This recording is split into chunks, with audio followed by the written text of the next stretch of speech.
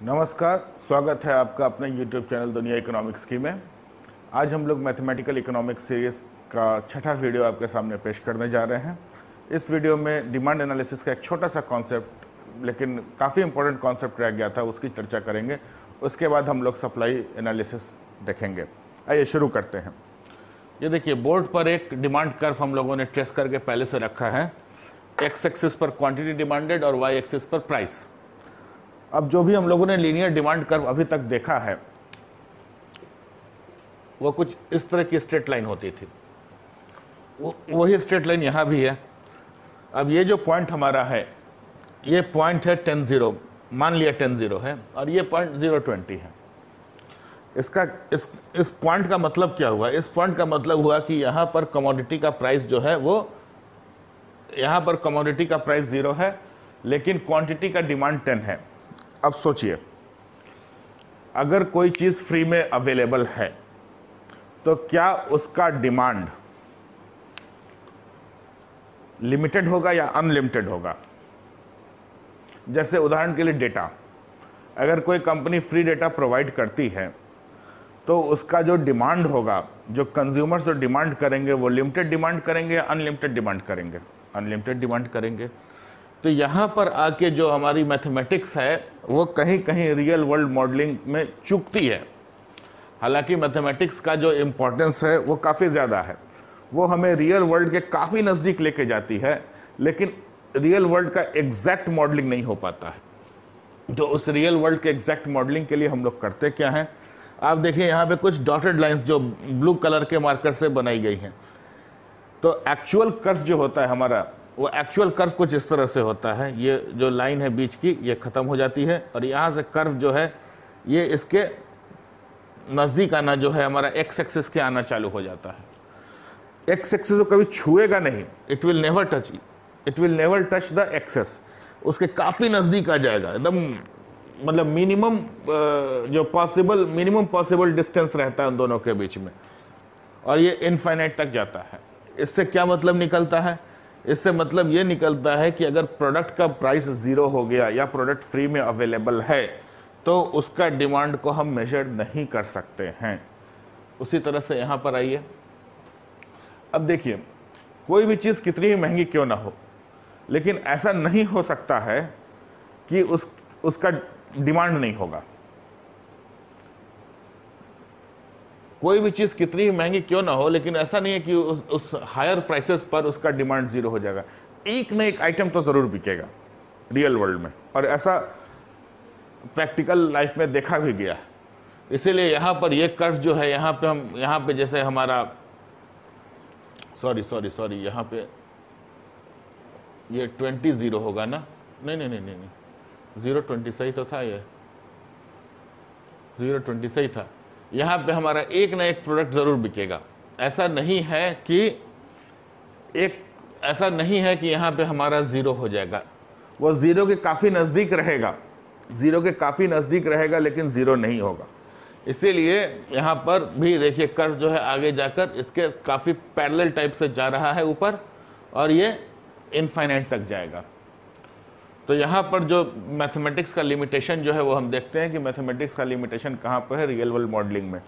लेकिन लिमिटेशन से, अगर मैथमेटिक्स का स्कोप लिमिटेड है तो इसका ये मतलब नहीं कि मैथमेटिक्स हमारा यूज़लेस है। बहुत बड़ा यूज़ है, और हमारे को रियल वर्ल्ड सिनेरियो के काफ़ी नज़दीक मतलब काफ़ी नज़दीक लेकर चला जाता है। इससे क्या होता है कि इससे हमारा जो डेटा का जो रिप्रेजेंटेशन होता है बहुत सही होता है, और आगे चलकर इसका हम लोग काफ़ी अच्छे से इस्तेमाल करते हैं। तो डिमांड के इस वीडियो में इतना ही।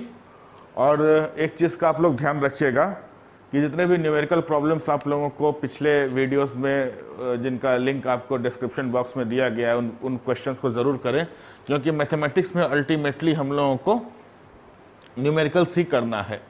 और जहाँ भी ग्राफ का क्वेश्चन आता है, जितना ग्राफ की प्रैक्टिस कर सकते हैं उतना प्रैक्टिस कीजिए, क्योंकि अल्टीमेटली ग्राफ ही है जो हमको इकोनॉमिक्स की समझ को मजबूत करती है। आइए अब एक नया टॉपिक चालू करते हैं, सप्लाई। कहने का ये मतलब है कि अगर आपका ग्राफ आपने ढंग से खींच लिए, फंक्शंस को समझ लिया कि फंक्शंस होते क्या हैं, उनका ग्राफ कैसे बनेगा, तो आपके लिए कोई भी प्रॉब्लम सॉल्व करना बहुत ही आसान हो जाएगा।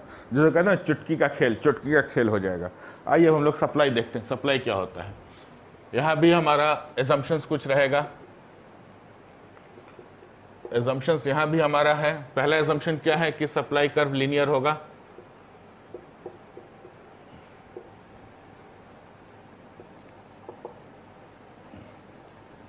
Supply curve will be linear. दूसरा एजम्पशन क्या है, हम नॉर्मल गुड्स की बात करेंगे।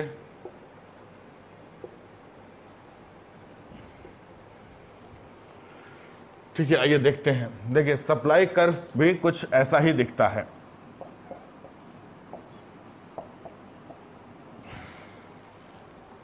ठीक है, अब तनाव हो रहा होगा। यही डिमांड कर्व भी था, यही सप्लाई कर्व भी था। अंतर क्या है दोनों में? दोनों में अंतर क्या है ये देखते हैं। याद कीजिए,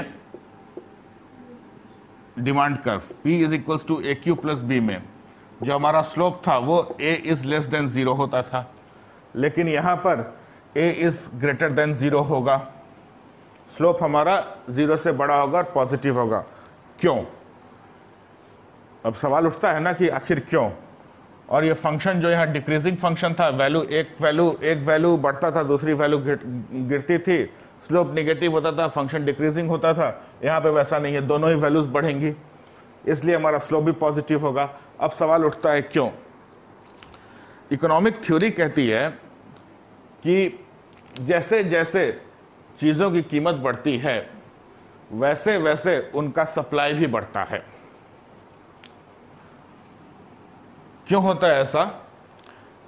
जैसे जैसे कीमत बढ़ेगी वैसे वैसे हमारा जो मुनाफा होगा, प्रॉफिट जो होगा, सप्लायर का या प्रोड्यूसर का जो मुनाफा होगा, प्रॉफिट होगा, वो ज़्यादा होगा। तो ऐसी स्थिति में तो ज़्यादा मुनाफा और ज़्यादा प्रॉफिट एक इंसेंटिव होता है जो कि सप्लायर और प्रोड्यूसर को प्रोडक्शन बढ़ाने के लिए या सप्लाई बढ़ाने के लिए प्रेरित करता है।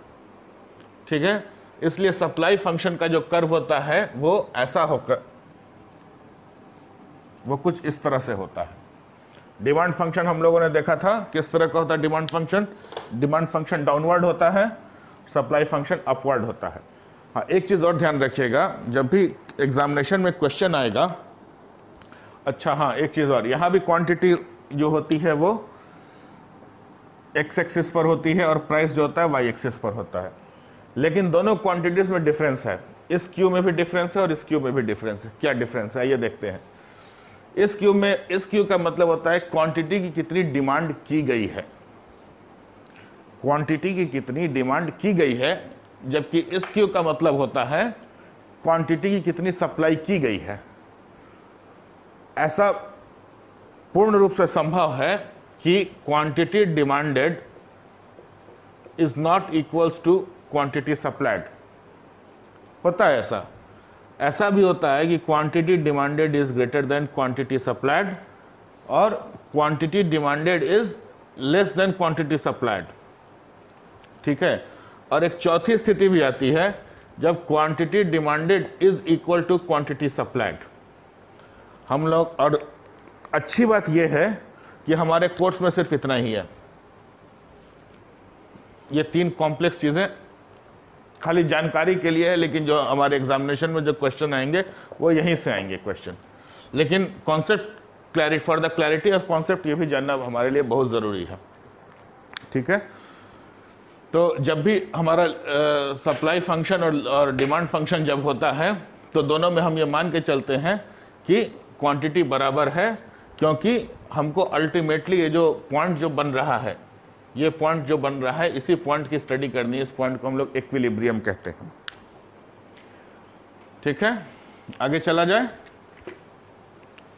अब आइए, अब इक्विलिब्रियम होता क्या है। इक्विलिब्रियम पॉइंट पे हमारा क्वांटिटी और प्राइस दोनों बराबर होता है। अब देखिए कैसे।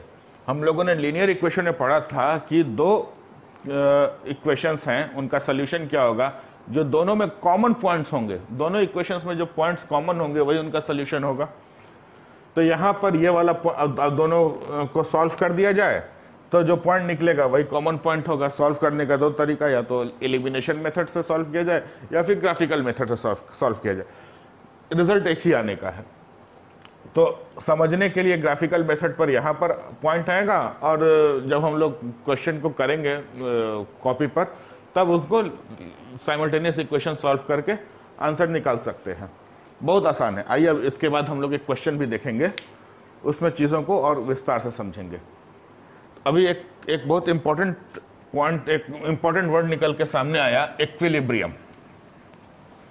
आइए देखते हैं इक्विलिब्रियम होता क्या है।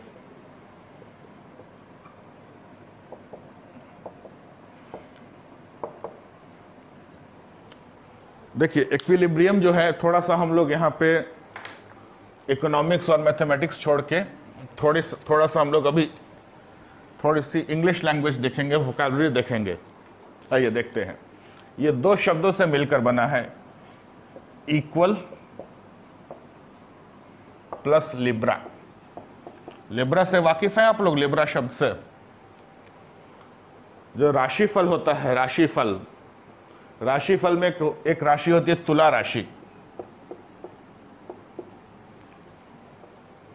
तुला का मतलब तराजू होता है, लिब्रा उसी वही तुला राशि को अंग्रेजी में हम लोग लिब्रा कहते हैं। ठीक है, इसका क्या मतलब? इक्वल का मतलब तो बराबर, लिब्रा का मतलब तराजू या तुला, यानी कि बराबर बराबर चीजें जो होती हैं, संतुलन जहां पर होता है। अब देखिए संतुलन शब्द जो हिंदी में आया वो भी तुला से निकल कर आया है। तो तराजू के जब दोनों पलड़े बराबर होते हैं तो उसको इक्विलिब्रियम स्टेट कहते हैं। ठीक है, इक्वल प्लस लिब्रा, ये इससे हमारा शब्द निकल के आया इक्विलिब्रियम। आइए अब एक इक्विलिब्रियम पर एक क्वेश्चन देखते हैं। क्वेश्चन क्या कहता है? The demand and supply function of a good are given by P is equals to -2 QD plus 50 and P is equals to 1/2 QS plus 25। Determine the equilibrium price and quantity. देखिए अब यहाँ पे QD और QS मिला है। QD का मतलब हुआ क्वांटिटी डिमांडेड, और यहाँ देखिए डिमांड फंक्शन है, हमारा स्लोप नेगेटिव है। पहचानने का तरीका बता रहा हूँ। मान लीजिए QD और QS न दिया हो और कहा जाए कि आइडेंटिफाई द डिमांड फंक्शन। कैसे आइडेंटिफाई करेंगे? स्लोप देख के आइडेंटिफाई करेंगे। और यहाँ देखिए P is equals to half QS quantity supplied plus 25। यहाँ पे स्लोप हमारा पॉजिटिव है तो ये सप्लाई फंक्शन है। स्लोप पॉजिटिव और नेगेटिव क्यों है ये पिछले वीडियो में डिस्कस किया जा चुका है, आप लोग एक बार पिछला वीडियो जरूर देख ले। ठीक है, अब कहा जाता है determine the equilibrium price and quantity. Equilibrium price and quantity पर हमारा QD एंड QS दोनों बराबर होता है। ठीक है, quantity demanded and quantity supplied जो है दोनों बराबर होते हैं। वैसी स्थिति में हम इनको लिख सकते हैं, इस तरह से लिख सकते हैं, एट इक्विलिब्रियम